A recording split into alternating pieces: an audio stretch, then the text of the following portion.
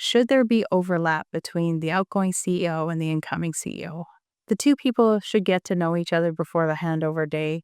They might have off the record conversations, but there's actually only one CEO in the organization. It's the person that's there right now, or at some point in the future, it's going to be the next person. Now, why would you actually think to do an overlap? A lot of boards are actually trying to be very helpful to their new CEO, almost like a training period where the outgoing person can pass on their knowledge and know how. Yeah, in theory, that is great. But what we find is if you get two high performing leaders, the outgoing CEO and the incoming CEO actually doesn't want training wheels. They also don't want to be told from the outgoing CEO, this is how we do everything and why we do it, and that we have to keep it my way. So I think that the actual formal overlap is very confusing to those two leaders. It's often not welcomed by those two leaders. And so the board needs to be very cautious about setting up kind of a false environment for success. Maybe one funny story for you is that I took on the role, and it wasn't a CEO role, but it was a senior executive role.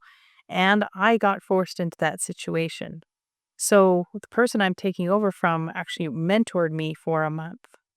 And we literally sat at a round table day in and day out in his office until that training period was over. It was horrible for me because I just literally had to just watch what he did and do what he did and do it his way. There was no chance for me to bring myself to the table. So what it did for me is it actually pushed my leadership back by another month because now staff had got to know me, but they got to know me in the shadow of the outgoing person. So I had to reestablish myself, and it was a real disservice to the time that I had as a new person in the organization. So overlap, I'd say probably not, but make sure those two leaders are talking both before and after that handover day so that they're sharing knowledge, but not tied together in some false structure that they don't appreciate.